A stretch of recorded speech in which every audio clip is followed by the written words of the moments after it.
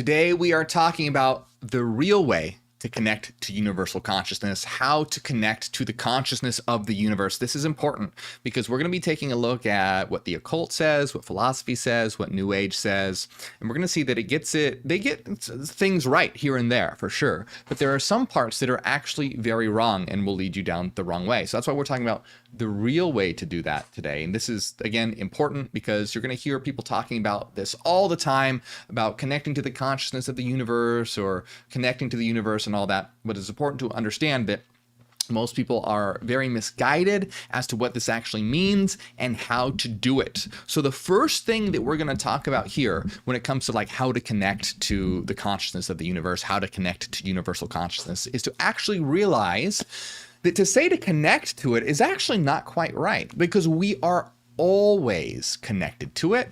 We just don't realize that we are. So it's not really about making that connection, because that connection is already there. Rather, it's about how to tune into that already established connection, how to tune into it, how to access it. Now, to understand this better and really see some of the missteps that have been taken, we're going to take a look at this article on medium.com written by Paul Mulliner. And I recommend the website medium.com. They've got a lot of very interesting articles. They're fun to look at. Now, Paul Mulliner wrote this article here called Getting in Tune with Consciousness in the Universe. Now, I'm going to read a bit of this here and show you what's good about it and then things that we have to really watch out for, okay? So if we take a look at this first, it says, getting in tune with the consciousness in the universe. How using meditation to tune into cosmic consciousness helps us find the intuitive wisdom we need to live well. So this is kind of the typical thing that you're going to find about using meditation and helping it to, like, you know, oh, you're going to improve your life by using meditation and connecting to universal consciousness. Is this true? Kind of, but there is a lot more to it than that. That's just like 5% of it. And what one needs to do and how one actually does it is there's so much more. So taking a look at this, it says, throughout human history, people worldwide have intuitively realized the inner presence of a cosmic intelligence or consciousness they've called God, Brahman, Wakantanka, Tao, and many other names. This is an intuitive realization, not a concept. Okay, first of all, let's talk about this here. So they're talking about, let's define this here. This individual is saying that throughout human history, people have intuitively realized the inner presence of a cosmic intelligence or consciousness called God, Brahman, Tao, etc. Okay, so what is this? This is the totality of all that is. Brahman, if we look at the Hindu tradition of Advaita Vedanta, what is Brahman? Brahman is ultimate reality. It is pure consciousness, and all reality is the dream or manifestation of the mind of Brahman. And in Advaita Vedanta, each and every one of us are what is known as the Atman or self, which are eternal selves or like eternal souls. And these eternal souls, the aim of the process of existence is for Atman, the self, to realize that it is Brahman, to realize that that's what it is Brahman, the self, to realize that it is the all. And so you see, even in Advaita Vedanta, you have this idea of the self, Atman, connecting to the universal consciousness, Brahman, but that connection is always there. It just needs to be realized. Okay, now, what this is going to translate into how we understand reality to be is developing what we call an analog all. We're going to talk about that in a moment, but I kind of want to set the stage that what we're doing is actually developing a new structure of mind that develops when we make that realization of what we are. And what I mean by that is that it's very similar to when human beings became self-aware. Imagine humans becoming self-conscious. When humans realized, oh, I'm a me. Let's say that a human isn't self-aware, then sees itself in a mirror and realizes that oh, I am a me. Now, of course, this is not how it happens. To come to self-consciousness is a social phenomena that requires things like a brain with the capacity for developing self-awareness. It requires language. It requires hierarchy. It requires social structure. It requires language, requires so many different elements for self-awareness to actually develop. Okay, so I'm not literally saying it happened because someone saw themselves in a mirror. I'm just using it as a simple example. All right, so let's say someone sees themselves in a mirror, previously had no concept of self, but then they went, oh, that I am an I. So that right there, now one has engaged in metacognition. Metacognition is the self reflecting upon itself, thought thinking about itself. As soon as you think, oh, that is me, you've engaged in metacognition because it's thought thinking of itself. So you've engaged in metacognition, which is now has developed a new structure. As soon as you go, oh, that is me, metacognition occurs, a new structure develops. What is that new structure? The ego. The ego is your sense of self, your center of consciousness. And what also develops is what's known as the analog I, coined by Julian Jaynes. And it's actually really simple. When you imagine things occurring, when you say like you're going to go quit your job next week and you want to imagine that scenario in your mind, you can imagine yourself next week going to your boss and saying, hey, I want to quit. And you can imagine what your boss might say, and you can imagine how you might react. So you're using a metaphorical sense of yourself, an analog of you, a simulation of you that you're placing in scenarios to see how things will play out. All right. So you see how you have these, when you go, oh, that is me, you engage in metacognition, you develop the ego, which is your sense of self, which is a new structure of mind. And now you have the ability through your analog I, another structure that has developed, to think about scenarios in the future, call up memories from the past, things like this on command. Okay. That is what occurs when self-awareness occurs. Now, this development of higher consciousness, which is in relation to universal consciousness, because when you're developing a universal consciousness, you're no longer just going, oh, that is me, when referring to yourself. You're going, oh, I am everything. I am the all. I am, and we are, all of us together are all that there is. So you see that there's a new realization that is taking place that the majority of humanity has not come to. Humanity looks at themselves in the mirror and realizes, oh, that is me. They have self-awareness. But they don't look at the mirror of everything around them. Just like a dog looks at itself in the mirror and just barks because it doesn't know that that's also them. Humans look at each other and don't realize that they're looking at themselves. I am you and you are me and we are all each other. In a certain perspective, check out my video that I just recently did. What was it called? It was literally a few days ago that we did it.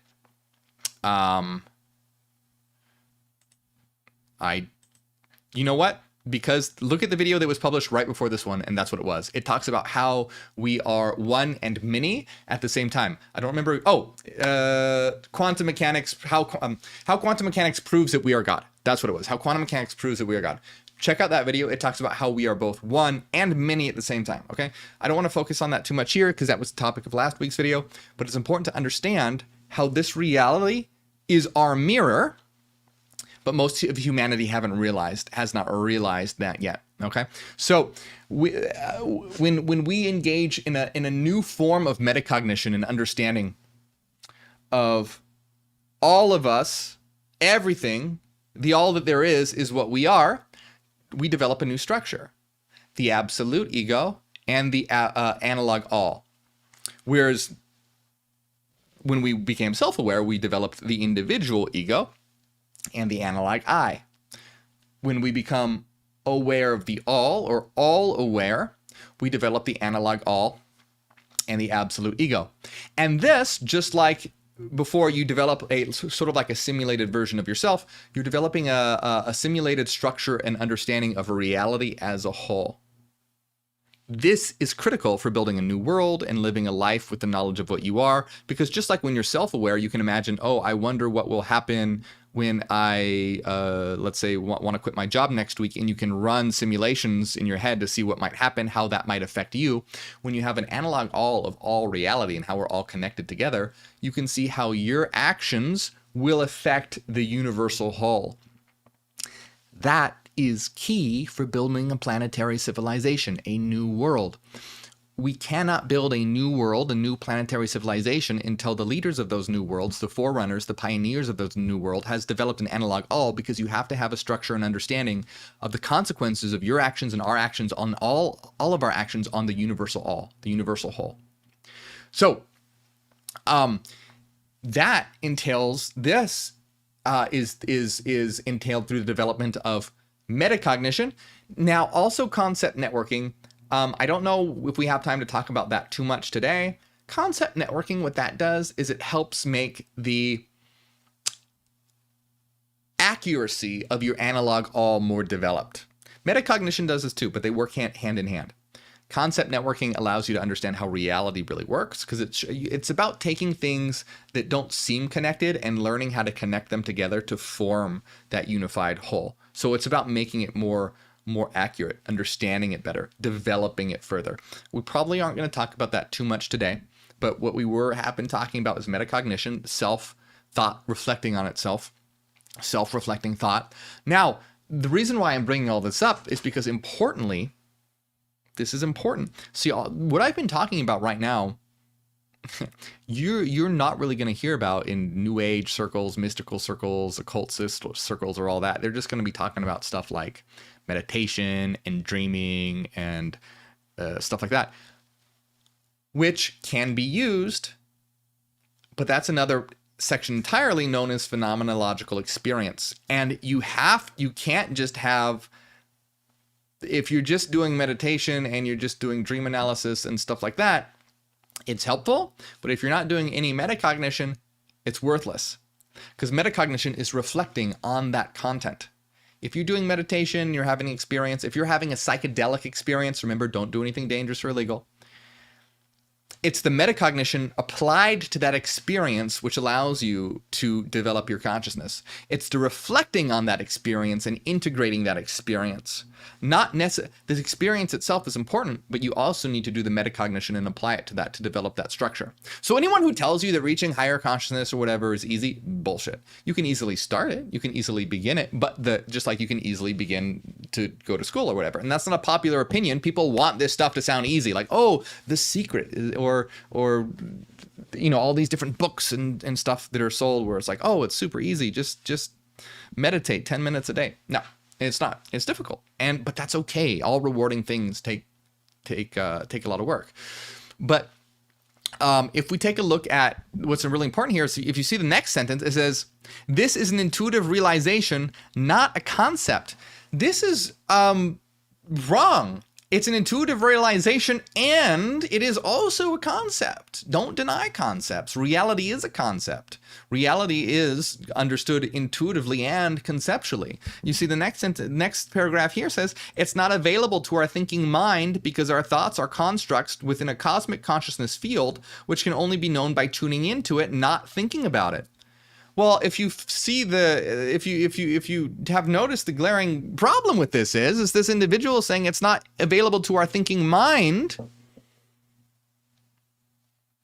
as he talks about it, as he conceptualizes it. He says it's not available to our thinking mind. Our thoughts are construct with it. But then if it's not available to our thinking mind, don't talk about it, because by discussing it, like what we're discussing here, even the discussion in this article is a conceptual discussion. We are manipulating concepts to come to an understanding of this.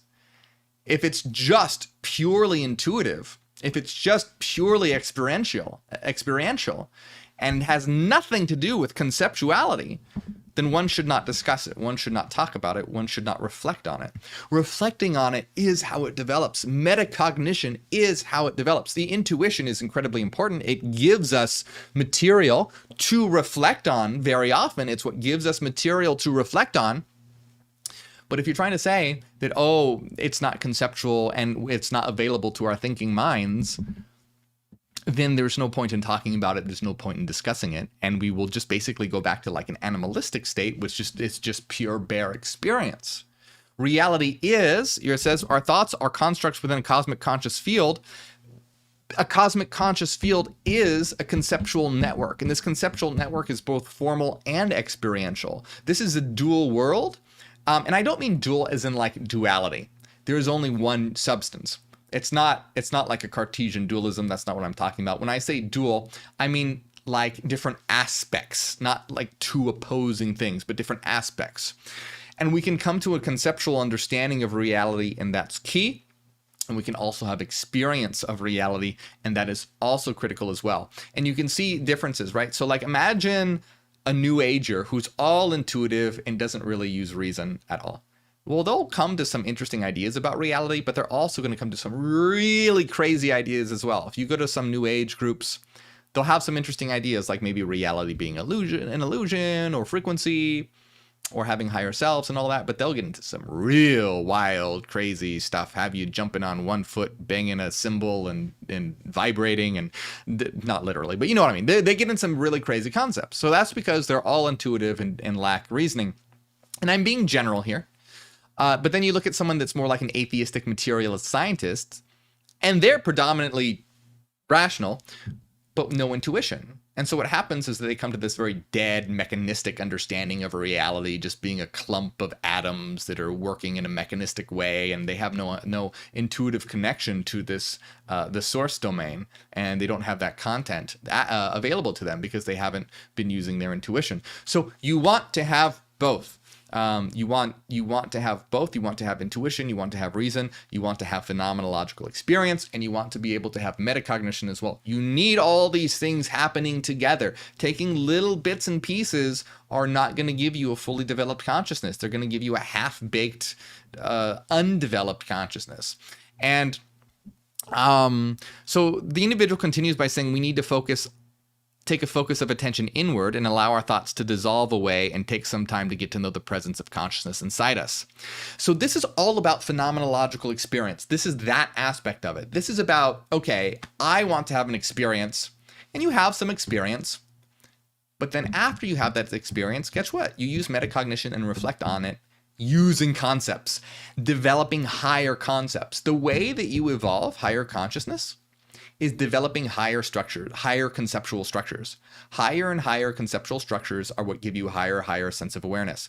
The reason why that you have a higher consciousness than an animal is because you have developed a higher concept of self. Your concept of self is what allows you to do things that animals cannot do. The concept of all is what allows those with a higher consciousness to be able to access ways of thinking that the average human cannot access. So developing a higher consciousness is about developing higher conceptual structures.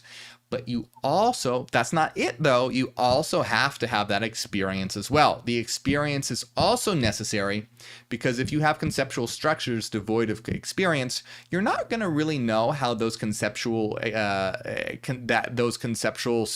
structures actually apply, and you can run into a lot of problems if you like, just for example, let's say you just don't have any experience and you're just working in the realm of concepts, and you come to this conclusion that, oh, this particular way of doing something would be the optimal, conceptually speaking. Okay? Well, what if on the experiential side of things, that reflected as excruciating pain? Like, what if and you wouldn't know that if you didn't have access to the experience of what it is like to be reality. So you see, that's the difference. Not only do you have to have the conceptual apparatus and the development of the concepts and the analog all, but you have to know what it is like to be the universe. Now, look, I do not subscribe to fixed gender structures, okay? But if we were talking about like classical occultism or whatever, the conceptual, structural, formal aspect understanding of reality would be like the masculine aspect, and then the experiential side of reality would be like the feminine aspect of reality, aspect of it. And so going one or the other, like you're denying an essential element. But to be clear, I don't subscribe. I think that those gender, applying gender to it should not be done. And the only reason why I'm doing it is because I think it helps some people who are used to working in that mindset. Like they talk a lot about that and say like New Age or occult. There's a lot of gendered language, and I think it helps to at least show how you shouldn't deny one or the other.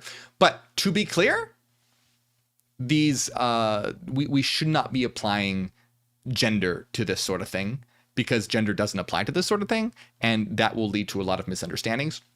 I just want to throw it out there for people who may have like traveled in New Age circles and occult circles and are familiar with that gendered language. But it's key and important. I don't want to gloss over this.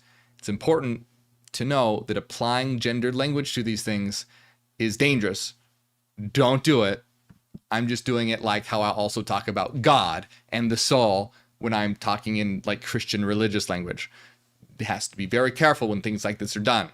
So you know, that, remember that it's very important. So you have to have, let's see. So this kind of continues here, but before we take a look more about like tuning into this and whatnot, I want to talk a little bit about, because it's talking about connecting to the universal consciousness. And if we talk about, tapping into universal consciousness. Remember, it's not about needing to establish a connection. We are already connected. It's about realizing it. Just like when you're self-aware, you are always an individual. You just had to realize it. Before that unaware individual looked in the mirror and realized that it was an I, they were always an I. It just took the realization. So the realization that we are the universal consciousness just needs to occur for us to tune into it. We're not disconnected to it. We're eternally connected to it because we are it. We just need to make that realization, develop that structure, and engage in those experiences, engage in those conceptual, the building and continual optimization of those structures to make them more and more accurate and more actualized as well. So you see concepts sort of like this in the occult, like for example, in Thelema. Thelema is the Greek word for will. Thelema is the religion of Aleister Crowley. Thelema is about aligning one's will with the will of the universe. So the goal is to sort of align your will with the will of the universe. And then as you go about your life, you're enacting the will of the universe upon reality. And that is what we want to do. And if we take a look in philosophy, especially Hegelian philosophy, Hegel talked about this in terms of the world spirit or universal spirit, or just spirit with a capital S. Now, spirit is the word that's often used in the English translation, but it comes from the German word Geist. So Geist means mind and spirit simultaneously. So Geist can be interpreted as like mind, spirit, or soul. And so when Hegel is talking about the universal spirit or the universal Geist, he's talking about the universal mind, or one could say universal consciousness, depending on how one defines consciousness. So Hegel talks about this in form of the universal spirit or the universal mind that directs history through an individual. So we can think of individuals directing history, like world historic individuals who have directed history, as being the enactment of the world spirit upon reality. But often they don't know that they're doing this. They're sort of unconsciously doing so. What we want to do is consciously be doing so. In other words, we want to be aligned as the universal mind enacting our will consciously in the universe. So it's not like that we're just some tool used by the universe. That's kind of what it can seem like when individuals who aren't conscious of what they are make changes in the world and make changes in the history. They are altering history. They're altering the development of the world spirit, of the universal mind. They're altering that development, but they're not doing so consciously. What we want to do is do so consciously. And by doing so consciously, what that means is knowing that we are the world spirit, or that we are the universal mind. And so when we talk about universal consciousness, our consciousness is the consciousness of the universe. When we realize it, before we realize it, it's unconscious. Everyone going about their day, doing their daily activities, they are all the unconsciousness of the universe. Those of us that realize that we are the universe, well, we are the consciousness of the universe. Literally. And it's not like the universe is something separate from us. We are it, and we are making that realization. Thus, we are conscious of ourselves as the universe. Thus, we are the consciousness of the universe. Just like when that individual isn't conscious of itself yet, but looks in the mirror and then realizes, oh, I am me. It has its own consciousness. The universe has its own consciousness when we realize that we are the consciousness of the universe because we are the universe. And I'm kind of repeating this over and over because it's something that's really important that people misunderstand so much. And it's such an easy concept, but it's also a concept that's hard, that's missed. And it's really that, hey, you're the universe. All you got to do is realize that you are the universe, and the universe becomes conscious through you because you are the consciousness of the universe. Just like when you're lucid dreaming, right? When you're dreaming and you're not lucid, you're just walking around in a dream. When you're lucid dreaming, you realize, oh, I am the dreamer, I am the dream, and I am in the dream. You're all at once. And you realize this when you're lucid. That was true the whole time, but you have to realize that. You've become the consciousness of the dream, the consciousness of yourself, the consciousness of what you are, the consciousness of the dream universe.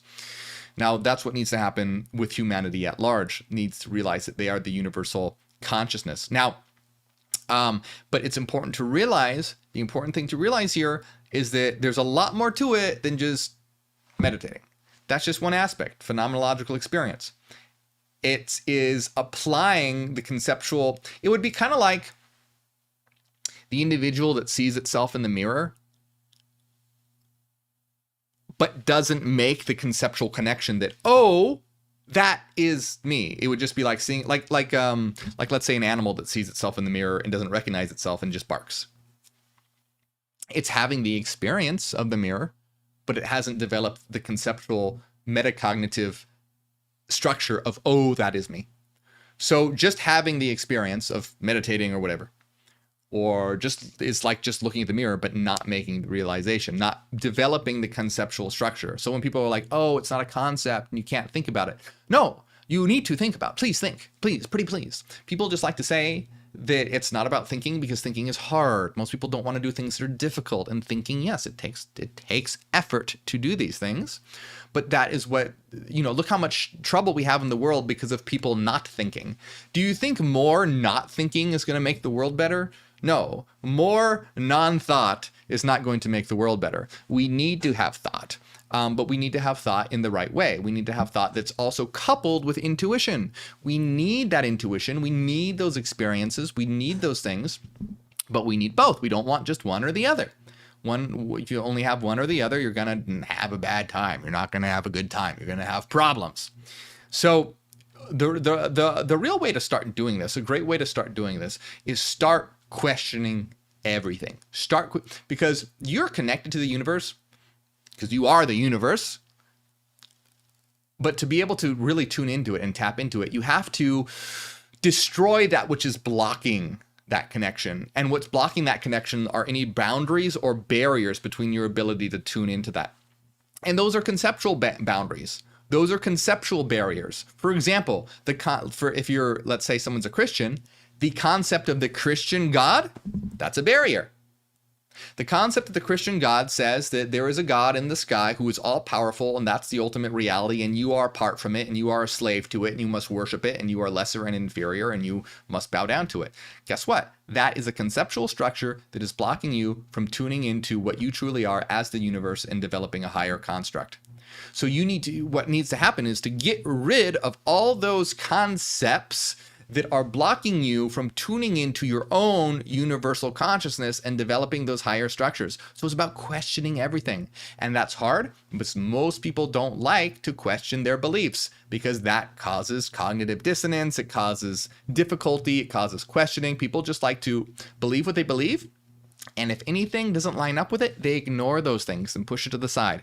That's exactly what you don't want to do. If there are things that don't really seem right, focus on those things and discover the problems so that you can destroy concepts that are incorrect and constantly expand your horizons. That's why I talk about so much how I went from being a Christian to somewhat of a atheistic materialist, but mostly agnostic, then a dualist, then idealism, and now what I am today.